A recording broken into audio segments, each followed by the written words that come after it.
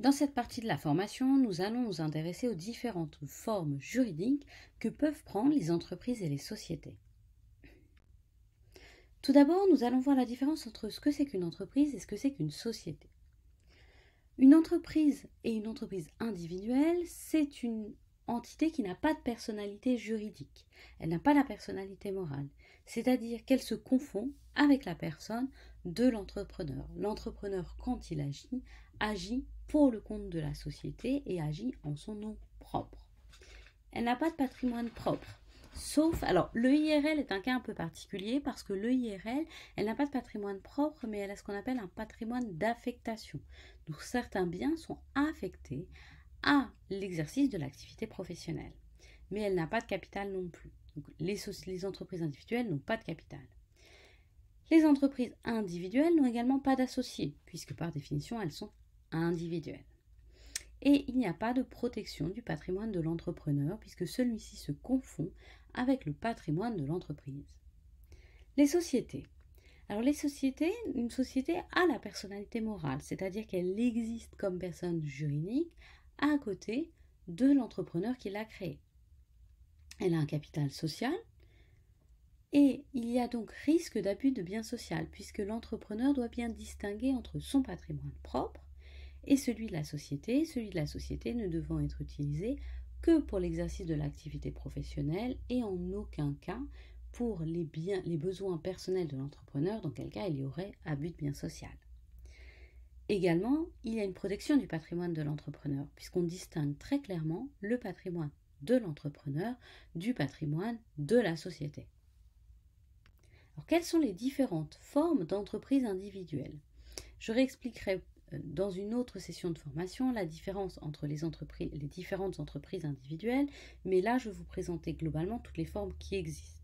Je rentrerai dans le détail quand j'expliquerai ce qu'est la micro-entreprise plus précisément. L'entreprise individuelle, c'est la première forme d'entreprise. Dans les catégories entreprises individuelles, il y a tout d'abord l'entreprise individuelle elle-même, qui est un nom d'entreprise. Alors, c'est la moins connue, peut-être justement à cause de du fait qu'elle ait le même nom que la catégorie qui la contient. C'est une entreprise qui est soumise à l'impôt sur le revenu et qui ne suppose pas de capital social, puisqu'on l'a vu, les entreprises, il y a confusion du capital de l'entrepreneur et de celui de l'entreprise. Le IRL, l'entreprise individuelle à responsabilité limitée. Alors là, c'est un cas un peu particulier parce qu'elle n'a pas de capital social, mais elle a un patrimoine d'affectation. Donc certains biens sont dédiés à l'exercice de l'activité professionnelle. Ils sont identifiés comme tels par l'entrepreneur. Et elle est soumise à l'IR ou à l'IS au choix. Donc l'impôt sur le revenu ou l'impôt sur les sociétés, c'est à l'entrepreneur de faire le calcul pour voir ce qui lui convient le mieux. La micro-entreprise. Alors la micro-entreprise, elle est soumise à l'impôt sur le revenu puisque vous payez votre impôt par l'impôt sur le revenu et elle n'a pas de capital social. Alors attention, le URL, entreprise unipersonnelle à responsabilité limitée, et la SASU sont des sociétés, ce ne sont pas des entreprises, contrairement à ce qu'on pourrait penser. Ce n'est pas parce qu'elles sont individuelles que ce sont des entreprises. Je vais y revenir par la suite. Alors les différentes sociétés, vous allez voir qu'il y en a beaucoup. Il y a tout d'abord les sociétés qui sont commerciales, les SAS ou SASU, EURL, SARL, SA, SNC, SCOP, SCA, SCS. Je vais vous expliquer ce que ça veut dire tout ça après. Certaines sociétés sont des sociétés civiles. Pardon. Donc les sociétés civiles, ce sont des sociétés qui ne font pas d'activité commerciale. Et donc, puisqu'elles n'exercent pas d'activité commerciale, les bénéfices qu'elles génèrent sont soumis à l'impôt sur le revenu. Les sociétés civiles sont les SCI, les sociétés civiles immobilières, les SCCV, les sociétés civiles de construction-vente, les SCP, les sociétés civiles professionnelles, les SCP, les sociétés civiles de portefeuille et les sociétés civiles immobilières d'attribution. Alors je ne vais pas rentrer dans le détail des sociétés civiles puisque par définition, ce ne sont pas des sociétés qui ont vocation à exercer une activité commerciale. Au contraire, puisqu'elles ne doivent pas exercer d'activité commerciale. Or nous, ce qui nous intéresse, c'est les activités commerciales. Quelles sont les sociétés commerciales ? Alors tout d'abord, la SAS ou la SASU. C'est une société par action simplifiée. Le capital social est libre, c'est-à-dire qu'on choisit le montant que l'on veut. Elle est soumise à l'IS, l'impôt sur les sociétés, et le dirigeant a le statut de travailleur non salarié ou assimilé salarié. L'EURL. L'EURL, c'est une entreprise unipersonnelle à responsabilité limitée, ou alors la SARL, société à responsabilité limitée. Et dans ce cas-là, il y a un maximum de 100 personnes qui sont associées de cette société. Le capital social est libre, donc on choisit le montant qu'on veut. Et elle est soumise soit à l'IS, soit à l'IR, il faut choisir. Le dirigeant est travailleur non salarié ou assimilé salarié. L'ASA, ou la société anonyme. Alors c'est probablement une des plus connues, mais c'est aussi valable uniquement, surtout pour les grosses sociétés. Donc le minimum, c'est de 2 associés ou 6 associés lorsque la société est cotée en bourse. Le capital social est de 37 000 € minimum. C'est une structure complexe parce que ça suppose le fonctionnement avec un conseil d'administration et un président. Donc là, et ça, c'est vraiment à réserver plutôt aux grosses entreprises, notamment, on voit, c'est valable aussi pour les entreprises cotées en bourse. Elle est soumise à l'IS, l'impôt sur les sociétés, et le dirigeant est assimilé salarié. Les différentes sociétés commerciales, donc toujours dans la même catégorie, les SNC, les sociétés en non collectif. Alors là, c'est un type de société qui n'est valable que quand il y a 2 associés ou plus. Le capital social est libre. Elle est soumise à l'impôt sur le revenu, mais il est possible de la soumettre à l'impôt sur les sociétés. Le principe, c'est l'impôt sur le revenu, mais dans certains cas, on peut opter pour l'impôt sur les sociétés. Le dirigeant a le statut de travailleur non salarié. Les scopes. Alors les scopes, ça peut être intéressant parce qu'on en entend beaucoup parler et que ça se développe beaucoup. C'est des sociétés coopératives de production. Donc le capital social doit être de 30 € si les scopes ont le statut de SARL ou de SAS et de 17 000 € si les scopes sont sous forme de SA.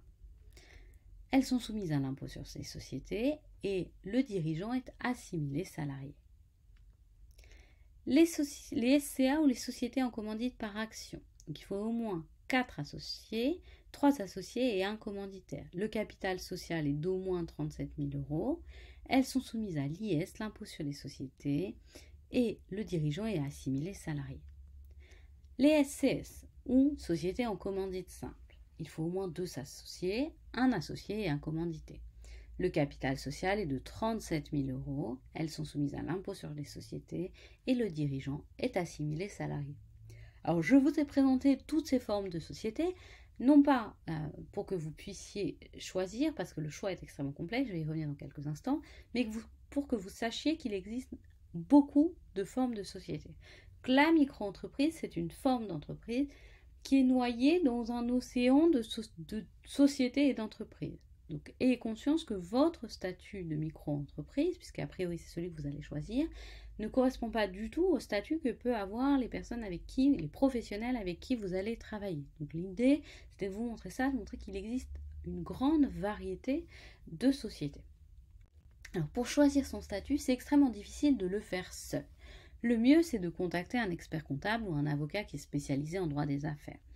Alors, lorsque vous vous lancez seul et que vous n'avez pas besoin d'un capital social, vous n'avez pas besoin de beaucoup d'investissement, que vous voulez tester un projet, la micro-entreprise peut être un choix adapté. Sachez en tout cas que le premier rendez-vous avec un expert comptable est le plus souvent gratuit. Renseignez-vous bien évidemment avant de prendre le rendez-vous. Et il a pour mission de vous orienter dans le statut.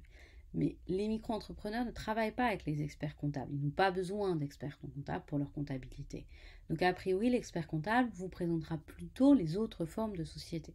Pareil pour un avocat spécialisé en droit des affaires, les micro-entrepreneurs ne passent pas ou peu par le biais d'avocats. Ils n'ont le plus souvent pas besoin.